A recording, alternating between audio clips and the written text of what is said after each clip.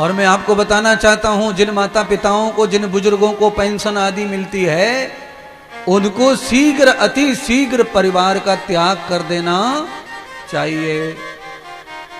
जिन बुजुर्गों को पेंशन मिलती है, उनको शीघ्र ही गृहस्थ का त्याग कर देना चाहिए, परिवार का त्याग कर देना चाहिए।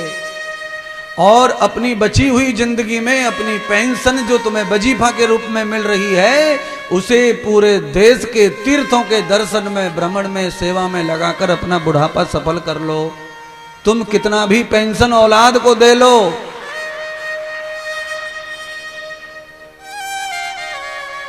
तुम्हारे प्रति अगर उनका थोड़ा भी लगाव है तो वो पेंशन से लगाव है, तुमसे कुछ लगाव नहीं है। अच्छा, पेंशन बच्चों को दे दो तो फिर पप्पा कहीं भी घूमो, बच्चों को क्या पड़ी, अच्छी बात है, पप्पा घर पे नहीं है, टेंशन फ्री, जगह खाली। पर बच्चों को पेंशन न दे करके पप्पा बाहर आवे, मम्मी बाहर आवे, कहां जावे महाराज? तो जहां जहां साधु संत महात्मा यात्रा करते हैं, उनके साथ साथ ही गृहस्थ को यात्रा कर लेनी चाहिए। पहले तो ऐसा ही होता था। नारद जी आए थे, पांचों पांडव और द्रौपदी को लेके चले गए हिमालय।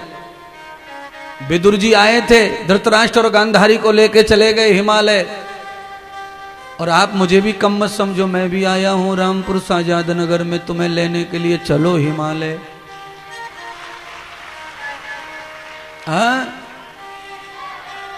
घूम के आ जाओ, पर बस बशर्त वही है कि पेंशन वाले आना, भुक्कड़ मत आना, भुक्कड़।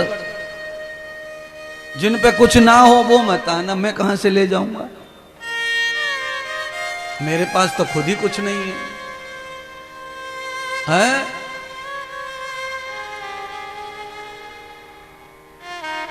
सुनिए, ये तो मजाक है, पर जिनके पास में सिवाय घर में अपमान सहने के कुछ बचा नहीं है, उनको सीधा ही भगवत प्राप्ति के लिए निकल पड़ना चाहिए। कैसे निकले गुरुजी? कछू है तो है ना। अरे महाराज, जिन पैरों से आए हो चल करके, उन्हीं पैरों से निकल जाओ और पूरी धरती की पैदल परिक्रमा करो। काशी जाओ, हरिद्वार जाओ, जगन्नाथ जाओ, अमरनाथ जाओ, जगतका जाओ, द्वारिका जाओ, रामेश्वरम जाओ, पूरी परिक्रमा गंगा की पैदल करो, फिर नर्मदा की पैदल करो, फिर जमुना जी की पैदल करो। मैं कहता हूं कि एक दिन पैदल पैदल ही नारायण मिल जाएंगे और तुम्हें अपने आप ले जाएंगे।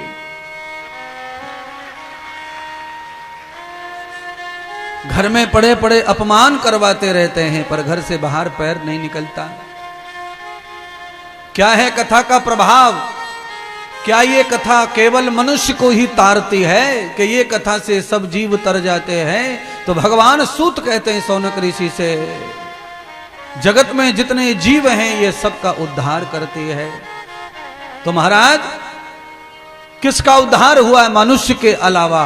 एक कथा सुनाओ। तो भगवान सूत जी ऋषि मुनियों की शंका को समाप्त कर रहे हैं। तो भगवान शंकर और पार्वती की कथा सुना रहे हैं, श्री सुखदेव जी के अवतार की कथा सुना रहे हैं। कहा शौनक जी, एक समय भगवान शंकर माता पार्वती को कथा श्रवण करा रहे थे, और उसी समय जिस वृक्ष के नीचे बैठकर कथा सुन रही थी पार्वती, उसी वृक्ष पर तोते के घोंसले में अंडा रखा था, और उस अंडे में जो बच्चा था वो पार्वती माता के साथ ही कथा श्रवण कर रहा था। बच्चा जानता जरूर नहीं है कथा को, ध्यान रखिए।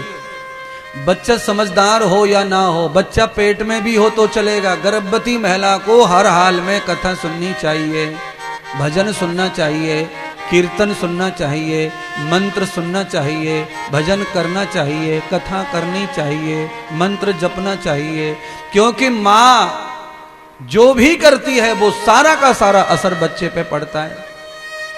ये ध्यान रखो। अच्छा बोलिए भाई साहब, कैप और चश्मा टोपा स्वेटर वाले भैया, अच्छा बोलो, ईंट थापते समय भट्टे पर सांचे के अंदर जो मार्का लगा रहता है वही तो ईंट पे आता है, वही आता है। अगर ईंट के सांचे में RB लिखा है तो RB आएगा सब ईंटों पे। सांचा। अच्छा, बच्चे को बनाने का सांचा कौन है फिर? मां। गर्भ माता निर्माता भवती। मनु महाराज से लेकर आज तक के सभी ग्रंथ में यही बात है कि मां ही सांचा है बच्चे का। जैसा सांचा वैसा ढांचा, वैसा रूप तैयार होता है, वैसा ही संसार पैदा होता है जी। सांचे से संसार जन्म लेता है। हमारे गोपाल जी के घर में देख लो, सीमा जी का सांचा ऐसा है तो बिना बादाम खिलाए बेटा बेटी दोनों बम्फर हो रहे हैं एकदम, है सांचा। ना तो बेचारी लड़की कोई बादाम काजू खा रही, अलग से डंड मार रही, ना छोरा खा रहा। पर करेंगे क्या? वो तो ऋषियों की बात झूठी हो जाएगी अगर ये ऐसा नहीं हुआ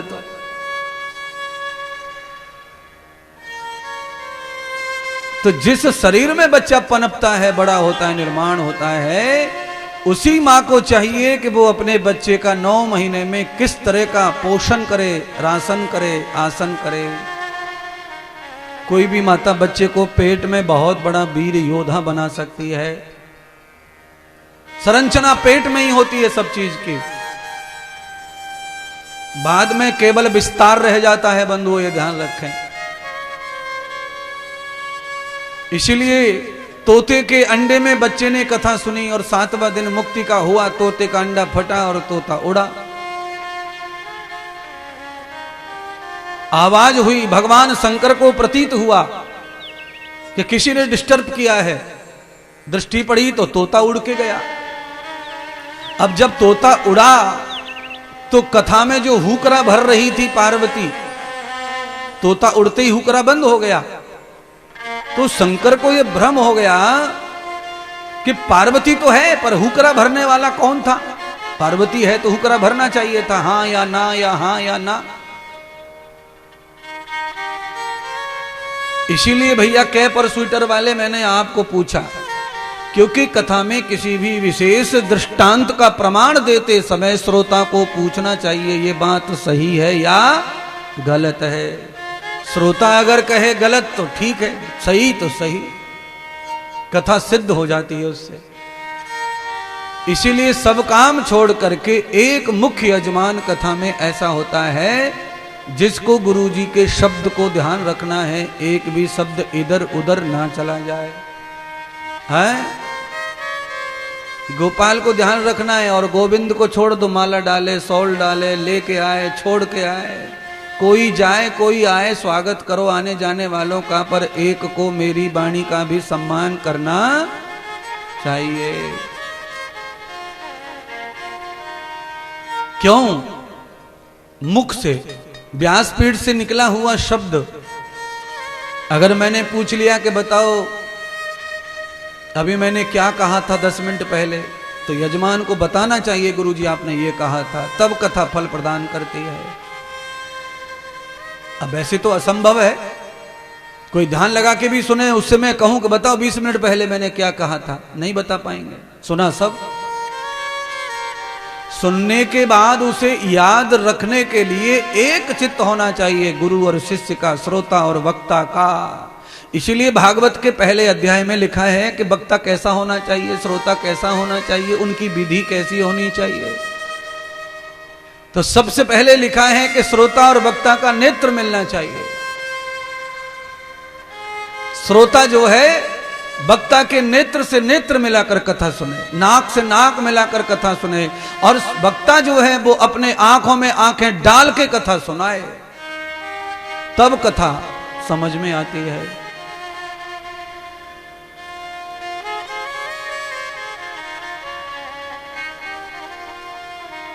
कैसा विधान चाहिए कथा का? तो मधुर भाषणम कृतमूल व्यासम, व्यासपीठ पर बैठने वाले का भाषा मधुर होनी चाहिए, मिठास होनी चाहिए, भाषा में माधुर्य होना चाहिए, उनकी वाणी में ऐसा भाषांतर हो। और कैसी सजावट होनी चाहिए व्यासपीठ की। तो कहा व्यासपीठ और पांडाल को देख करके दरिद्र भी मुस्कुरा जाए, दरिद्र भी प्रणाम करने को मजबूर हो जाए। देवता साक्षात पांडाल में विराजमान है, ऐसा प्रतीत होना चाहिए पांडाल। कभी कभी पांडाल ऐसा होता है कि उसमें कथा वक्ता अच्छा है, पर पांडाल की वजह से घास न डाल रही कोई दुनिया उसको। वक्ता खूब विद्वान, पर पांडाल कैसा है कि पीछे से वक्ता से ही टकरा रहा है टेंट। हवा चली कि पर्दा उड़ के वक्ता के गाल पे लगो, सो चश्मा पहन के, चश्मा ऐसे गिरे वहां जाकर। ज्यादातर वक्ता चश्मा पहनते हैं। और ये पर्दे जो लटक रहे हैं ना रोड पे, ऐसे पर्दों के टेंट बनते हैं, ऐसे टेंट कम बनते हैं। 5, 7, 10 वक्ता ही भारत में हैं ऐसे जिनके टेंट ऐसे बनते हैं, बाकी सब के वो लितड़े चितड़े वाले ही हैं। और आप समझ गए, पाइप पे गांठ मार के जोड़ जोड़ के जो बनता है उस पे हवा नहीं झिलती, वो हिलता डुलता उड़ता भिड़ता ही रहता है महाराज। तो क्या करना चाहिए फिर? तो ये भागवत की विधि बता रहे ना। पंचम विप्र पारायणम यधो भागवत तिष्ठयो। ज्यादा नहीं तो कम से कम 1 ब्राह्मण, 3 ब्राह्मण, 5 ब्राह्मण पारायण में बैठे भागवत कथा में। कोई जाप करे, कोई माला फेरे और कोई भागवत का पाठ करे। यदा भूयंत रूपश्च देवम सर्व सुखान भू। ऐसा करने से सब देवों की जो कथा है उनको सुख की अनुभूति होती है। कथा करनी है तो लेट करो, पर जब भी करनी है मस्त करनी चाहिए। कैसी? दिशांतरो अष्टभूय, 8 दिशाओं में कथा का प्रचार होना चाहिए। 4 दिशाएं तो सबको पता है, 4 दिशाएं तो सबको पता है। 10 दिशाएं होती हैं, 10 में से 2 दिशाओं में प्रचार ना हो तो चलेगा। कौन सी दिशा? एक ऊपर अंतरिक्ष में और एक पाताल में न जाए पत्र का तो ठीक है, पर 8 दिशाओं में पत्र का जानी चाहिए। ईशान, अग्नि, वास्तु और वरुण कोण, पूर्व पश्चिम उत्तर दक्षिण के अलावा एक दिशा का नाम है ईशान, एक दिशा का नाम है अग्नि दिशा।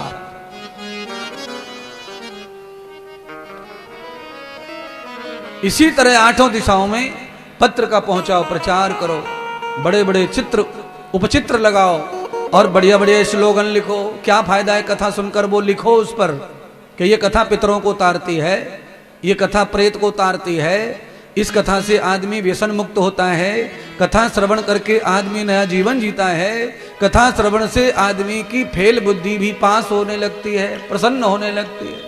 ये सब लिखने चाहिए स्लोगन, जिससे श्रोता के प्रति लालच पैदा हो उसके दिमाग में, कथा के लिए स्वार्थ पैदा हो, कथा सुनने जरूर आवे, जरूर आवे। क्यों? संसार कैसा है? तो कहा रामायण में स्वार्थी संसार है। बिना मतलब के, बिना फल के आदमी कोई पौधा नहीं लगाता, कोई पेड़ नहीं लगाता, तो कथा कैसे करवाएगा? बोलिए, जिस पेड़ पर फल फूल आते नहीं उसे कौन लगाए? काहे को लगाएं? क्यों पानी दें? क्यों पैसे खर्च करें? क्यों गमला सजाएं? कथा की विधि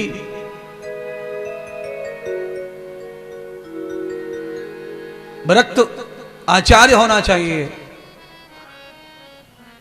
नहीं मिलने का चिंतन नहीं करे और मिलने पर गर्भ ना करे दक्षिणा का। तो या भूयस्य कर्तम बापा, परमात्मा का ही ये धर्म है। और यजमान कैसा चाहिए कथा सुनने के लिए? मैंने कहा ना देर से करो, पर कैसी कथा करें? जाते समय कथा वक्ता प्रसन्न ही जाना चाहिए। और आहार व्यवहार सेवा चर्चा ये बहुत सारी लिखी है, बताने की जरूरत नहीं है, क्योंकि बहुत सेवा हो रही है। अच्छी सेवा कर रहे हैं बच्चे, जो है तरस रहे थे जिस काम के लिए उसे तो दिल से पूरा कर रहे हैं। कथा के लिए भी दिल से, भोजन प्रसादी सेवा भी दिल से। और दूसरी बात क्या लिखी है? वक्ता की सेवा में कुछ कमी रह जाए तो रह जाए, पर वक्ता के साथ जो आते हैं उनकी सेवा में कमी नहीं रहनी, ये भी भागवत में ही लिखा हुआ है।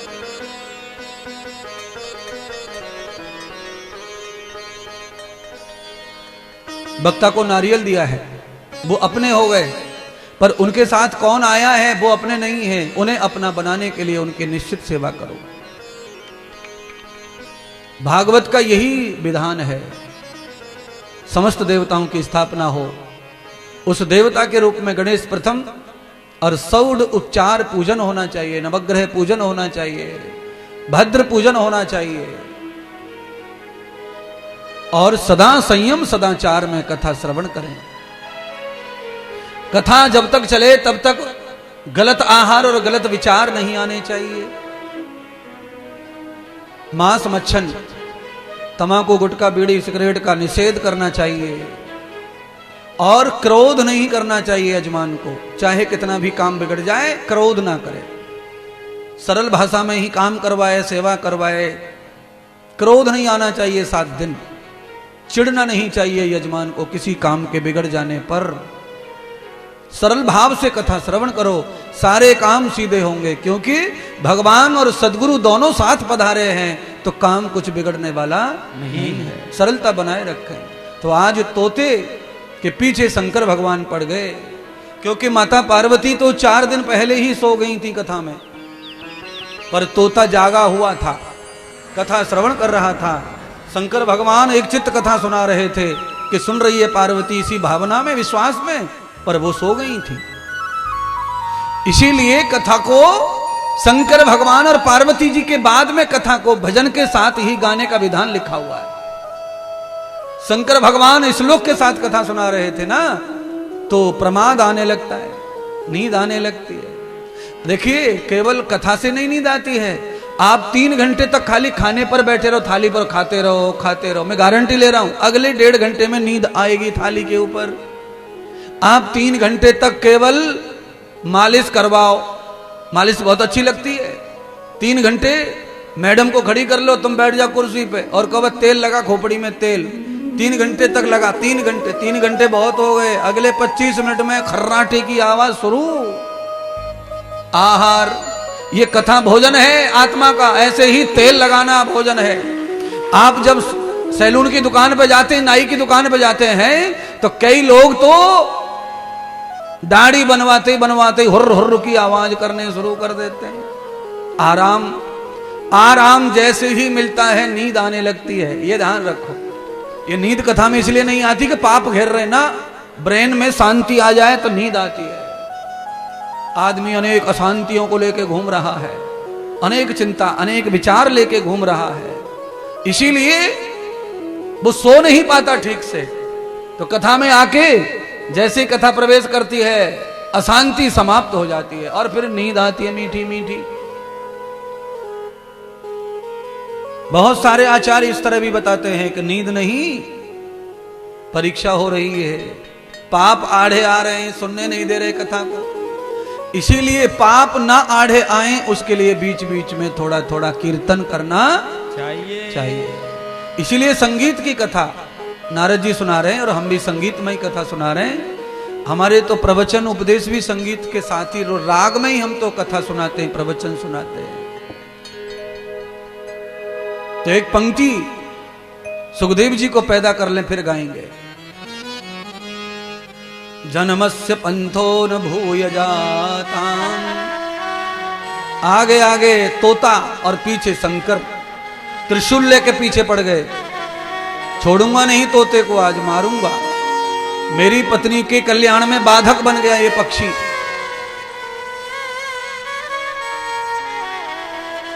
इसीलिए कथा कैसी जगह होनी चाहिए जहां दूसरा कोई शोरगुल नहीं हो और जहां कसाई की दुकान ना हो, ऐसी जगह कथा करो। जीव हत्या जहां न होती हो और जहां भरपूर रथ वाहन खड़े करने की स्थान हो, जगह हो, आने जाने का सुगम मार्ग हो, ऐसी जगह कथा करनी चाहिए। तो ये सब विधि समझ में आ गई।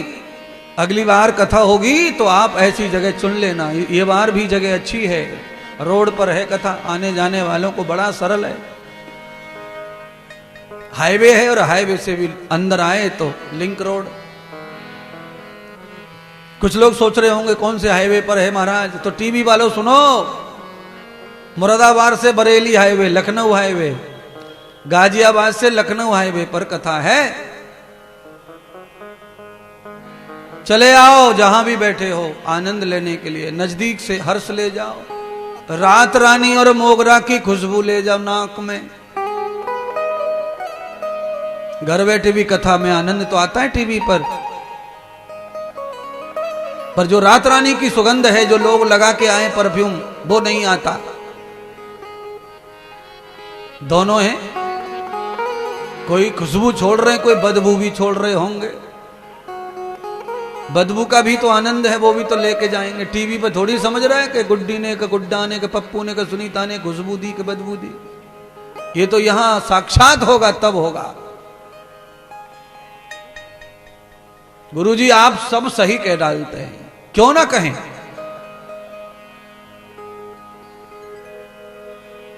आगे आगे तोता, पीछे पीछे महाकाल। तोता हाथ नहीं आ रहा है, बोलिए शंकर के हाथ तोता नहीं आ रहा है, मृत्यु के हाथ में नहीं आ रहा है। जीव मौत पीछे घूम रही है, शंकर भगवान स्वयं हाथ क्यों नहीं आ रहे बताओ। कहते हैं जिसने भागवत को चित्त लगा करके पूरा श्रवण कर लिया, उसे शंकर भी महाकाल भी मार नहीं सकते, फिर उसको अजयी हो जाता है वो। आद्यांतम भागवतो फल, ये भागवत का आद्यंत फल है। पर इसके लिए चित्त विचित्त नहीं होना चाहिए कथा में। इधर उधर उधर उधर उधर उधर हजार बात करते करते कथा नहीं सुननी चाहिए। कभी इधर उधर का कोई इमरजेंसी सेवा है तो कब जाएं महाराज, फिर कभी कुछ हो जाए तो कहाँ कीर्तन करो। फिर अगर ऐसे अचानक जाना पड़े तो उस समय कथा में थोड़ा कीर्तन हो जाना चाहिए, तो फिर यजमान आयोजक श्रोता को कोई अपराध नहीं लगता और उसकी कोई हानि नहीं होती है। और फिर भगवान का नमो भगवते वासुदेवाय का मंत्र जाप करके कान पकड़ के पुनः बैठ जाओ तो उससे तत्काल ही प्रायश्चित हो जाता है अपराध का। ये बहुत ही बढ़िया मंत्र है। ऐसा कुछ हो गया हो अपने से कथा में हो जाता है तो आइए और सॉरी बोलो भगवान को और ये मंत्र बोल दो, नमो भगवते वासुदेवाय, और बैठ जाओ कथा श्रवण करने के लिए। तत्काल प्रायश्चित कर देता है मंत्र, ऐसा है। पर ये मंत्र पाप का प्रायश्चित करता है। कौन से वाले का? कथा में कुछ हो गया छोटा मोटा, कथा को छोड़ के चले गए अचानक, तो इससे क्या होता है? कथा का अपराध हो जाता है, कथा का अपमान हो जाता है। कथा से बढ़कर कोई वीआईपी नहीं होता जगत में। उसके लिए पहले से ही चुन के आदमी रखो। इसीलिए समिति बनाई जाती है कथाओं में। ये समिति भोजन संभालेगी, ये अतिथि संभालेगी, ये कथा, और हम परीक्षित बनकर कथा श्रवण करेंगे। समिति का अर्थ ही वही है, सब मिलकर समाहित होकर के काम को संभालना चाहिए। आगंतुक महान भाव का स्वागत जरूरी है कथा में, जरूर होना चाहिए स्वागत। सामान्य से सामान्य जो श्रोता आ रहे हैं सब, इनका सबका स्वागत होना चाहिए। एक आदमी हाथ जोड़ के पंडाल में लड़की वाले की तरह खड़े रहो, बारात आइए आइए बैठिए, यहां बैठो, आपकी जगह इधर है, आपकी जगह इधर है। आप सबको व्यवस्थित बिठाना चाहिए। और बैठने के बाद में घर के सोफा की और घर की कमरे की याद नहीं आए, ऐसी बैठक उत्तम बनानी चाहिए। जो यहां तो सब कुछ उत्तम और सब विधियों का पालन हो रहा है कथा पंडाल में। जाजिम बिछानी चाहिए रेशम की, तो बिछी रही है भला। बढ़िया कारपेट बिछाई है, और इन्हीं का लिखा हुआ है भागवत में। कहां पहुंच गया तोता शरणागति? तोता थक गया भागते भागते, तो कहां पहुंचा? जहां व्यास भगवान शंकर भगवान का ही ध्यान कर रहे थे, वहीं तोता पहुंच गया। भगवान अगर पीछे पड़ जाए तुम्हें कष्ट देने के, तो कैसे भगवान से पीछा छूटेगा और भगवान से कैसे मुक्ति मिलेगी तुमको? कि भगवान तुम्हें दंड देने के लिए घूम रहे हैं। तो उसके लिए भागवत में सीधा सीधा लिखा हुआ है कि कोई भगवान का भजन करने वाला भक्त कहीं हो, उसके चरणों में जाके गिर जाओ, फिर भगवान दंड नहीं देते, फिर आदमी को दुख नहीं देते, फिर उसके पापों को समाप्त कर देते हैं। आप्यांत पापों किल विषयी, अंत हो जाता है सारे पाप और कलेश का। भगवान कर्मों का फल देते हैं।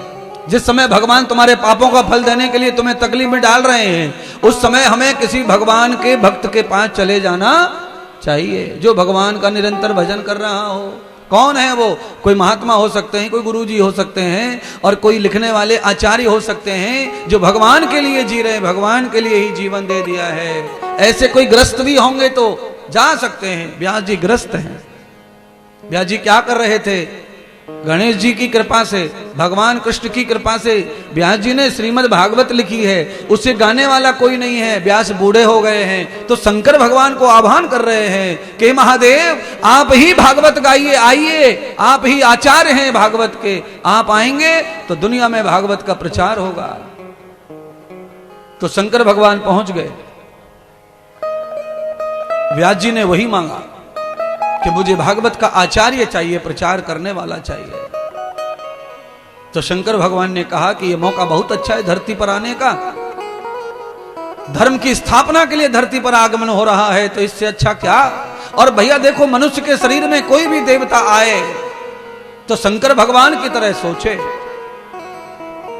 जब जब धरती पर आगमन हो मनुष्य के रूप में, तब तब भगवान की कथा और लीला गाने का अवसर मिले, सुनने का अवसर मिले, तो मनुष्य जन्म लेना सार्थक है।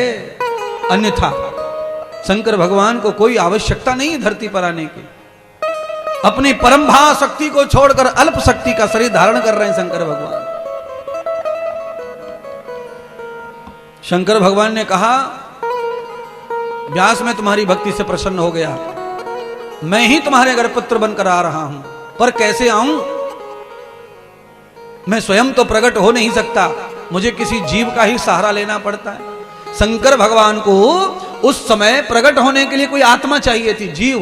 पर उस समय पूरे ब्रह्मांड में कोई जीव इतना महान नहीं था जो शंकर भगवान को लेकर अवतरित कर दे, पार कर दे, भवसागर में ले आवे, संसार का दर्शन करा दे।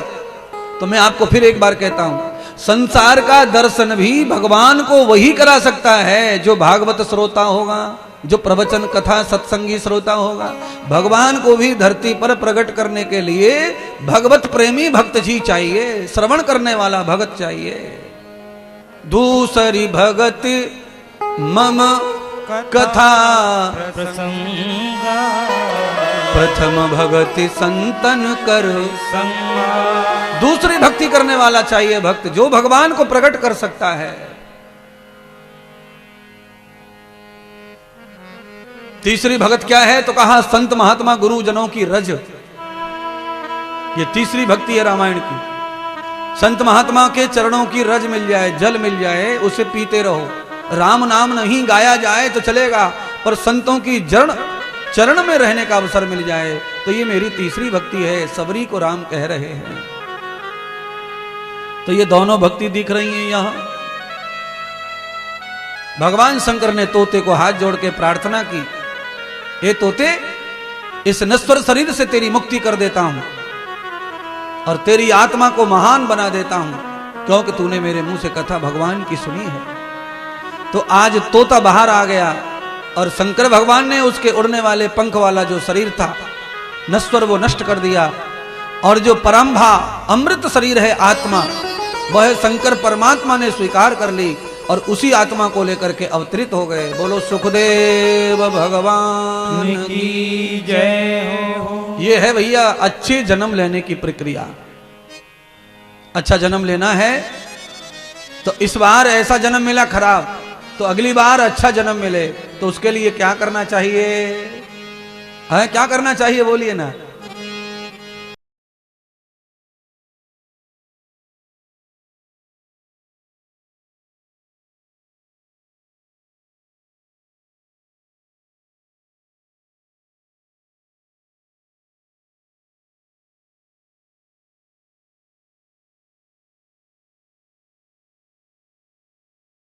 और बढ़िया बढ़िया महात्माओं का दर्शन कराओ।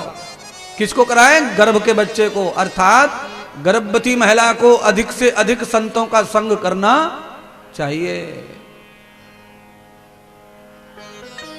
आजकल बहुत मुश्किल है, गर्भवती महिला संतों का संग कहां से करे।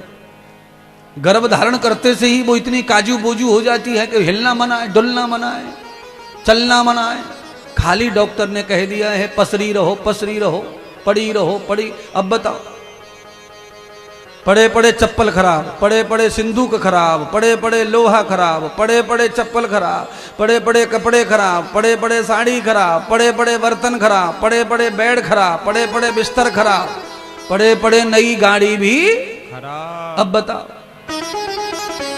बेड रेस्ट बता दिया डॉक्टर साहब ने, बेड रेस्ट। अरे है, अगर गैया गर्भवती होके बेड रेस्ट करती तो उसको भैंस के जैसा बच्चा होता सोने वाला। अगर हिरणी बेड रेस्ट करती तो उसका बच्चा भी ऐसा ही रहता कि 5-7 महीने तक पैर ही ना पकड़ता। अब किसको पूछूं सवाल? चलो इनको ही पूछ लें, अभी अभी ताजा ताजा आए हैं। हाँ जी, आपसे पूछना है, अनुमति है? मनुष्य का बच्चा पैदा होकर के डायरेक्ट चलना क्यों नहीं शुरू करता? और गाय का बच्चा पैदा होकर, हिरण का बच्चा पैदा होकर के डायरेक्ट चलना शुरू कैसे कर देता है? अरे सीधा सिद्धांत मैं कितनी बार कह रहा हूं, वो इसलिए शुरू कर देता है क्योंकि बच्चे को जन्म देने के ठीक 2 मिनट पहले गैया शांत होके बैठती है, नहीं तो दौड़ती भागती ही वही हिरणी करती है, हिरणी भी वही करती है। तुम्हारे बच्चे कैसे करें महाराज? हैं? गर्भवती हो जाए बहू तो पूरे घर के लोग पीछे पड़े रहते हैं, मुरब्बा खा ले, गुलकंद खा ले, काजू खा ले, बादाम खा ले। अच्छा खिला दो बादाम, काजू, लड्डू, घी, बूरा, बिस्तर पे पड़ी पड़ी को क्या होगा उससे? सब जम जाएगा मैल। अंदर पेट में जो बच्चा है उसके ऊपर सब कचरा जम जाएगा, बादाम का, काजू का, घी का, लड्डू का, बूरे का, सब कचरा जम गया। अब बच्चा ना हिल रहा ना डुल रहा, फिर उसको 3 नर्स और 3 डॉक्टर लगते हैं, 6 मिलके निकालते काट पीट के। एकदम सही बताया गुरुदेव आपने।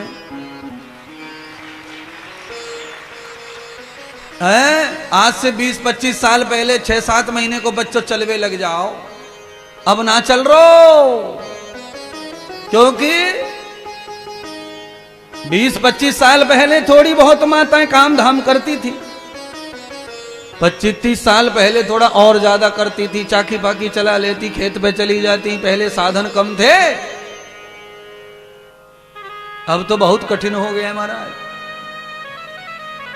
और पुरानी माताएं गर्भवती होकर बड़ा संयम धर्म नियम पालन पोषण करती थी महाराज। गर्भवती महिला खूब दूध चलाती थी, चक्की चलाती थी, पानी भर के कुआं से लाती थी, खूब बड़ा पेट हो जाता तब भी 2-2 मटके लाती थी, 3-3 मटके लाती थी, बच्चा गिरता नहीं था। और अब बिस्तर पे पड़े पड़े निकल गया, गर्भपात हो गया, 3 महीने का डिस हो गया, मिस कैरेज बोलते हैं अंग्रेजी में, मिस कैरेज हो गया, मिस कैरेज। अब बताओ, ऊपर 80 किलो वजन रखो है, मिस कैरेज हुआ नहीं और यहां फ्री में मिस कैरेज हो गया। क्यों? आदत अच्छी, भोग नहीं छोड़ते, विलास नहीं छोड़ते, इस कारण ये सारे नुकसान होते रहते हैं। पशु पक्षियों में दुनिया में कोई भी मादा ऐसी नहीं है जो गर्भ धारण करके भोग को ढूंढती हो, कोई नहीं ऐसी। पर मानव समाज की बदकिस्मती है कि इनका भोग तृप्त नहीं होता, अतृप्त है, हमेशा ही अतृप्त है। पूरी जिंदगी भर साथ रहना है तो कुछ संयम रखो, है आनंद लेते रहो। घर की दीवार बनाते सीमेंट में कम से कम पानी डालने के लिए 1-24 घंटे तो उसे भी छोड़ देते हैं। अभी दीवार लगाई और ऊपर से पानी चला दो पाइप, तो सब ईंट खंगरा हो जाएंगी, सारो सीमेंट निकल के बाहर। तो कम से कम 1-2 दिन तो उसे भी लगने देते हैं, पानी मत डालो, पानी मत डालो, पानी मत डालो, उसे हाथ मत लगाना, नहीं तो ईंट उखड़ जाई। पर ये कहां रुक रहे, ये तो ईंट उखाड़ के ही छोड़ेंगे। फिर बोलते मिस कैरेज हो गया, 3 बार हो गया। 4 बार हो गया महाराज, कोई पूजा बताओ। मैंने की पूजा है, क्या पूजा है? पेट में बालक आते ब्रह्मचारी हो जाओ, यही पूजा बहुत है, फिर मिसकैरेज नहीं होगा। अरे महाराज, इन बातों को जरूर जरूर सुनाओ, जरूरत है समय के साथ में। सुखदेव जी सुनिए ना, सवाल मैंने किया आपसे, तो सवाल का उत्तर कथा में है। सुखदेव जी प्रकट होकर के सीधे चलकर जंगल चले गए। उन्होंने लल्ला लल्ला लोरी दूध की कटोरी नहीं गाई, और ना ही मम्मी ने हाथ पकड़ाए, न बैठना सिखाया, न चलना। गर्भ से बाहर आए कि सीधे जंगल यात्रा। क्यों? क्योंकि माता अरणी ने 12 बरस घोर तप किया गर्भ में धारण करके शंकर को, और 12 बरस तप करने के बाद भगवान नारायण आए कि अरे मां, प्रकृति उल्टी हो जाएगी। 9 महीने 11 महीने का मैंने नियम बनाया है, तूने 12 साल पेट में रख लिया बालक को। सूर्य चंद्रमा का तेज कम हो रहा है, धर्म कम हो जाएगा, बाहर आने दो। शंकर भगवान कहते हैं प्रभु तुम्हारी माया सताएगी, मैं नहीं आना चाहता। तो शंकर भगवान कहने, तो नारायण ने कहा नहीं, मेरी माया उन्हें सताती है जो मेरी कथा, जो मेरा स्मरण, जो मेरी आज्ञा का पालन नहीं करते। और मानव के शरीर में जो जाकर के मेरी आज्ञा पालते हैं, मेरा भजन ध्यान स्मरण कथा श्रवण वाचन करते हैं, उनको मेरी माया बांध नहीं सकती है। शंकर इसी भाव को लेकर प्रकट हो गए हैं और जंगल में चले गए। आपके लिए है कथा महाराज, मेरे को तो सब कथा आती हैं, जीवन के समझ के लिए भी आती हैं और सुनाने के लिए भी आती हैं। आपको सुना रहा हूं, आप परिवर्तन जीवन में करो तो कथा का आनंद आपको जीवन पर्यंत मिलता ही रहेगा।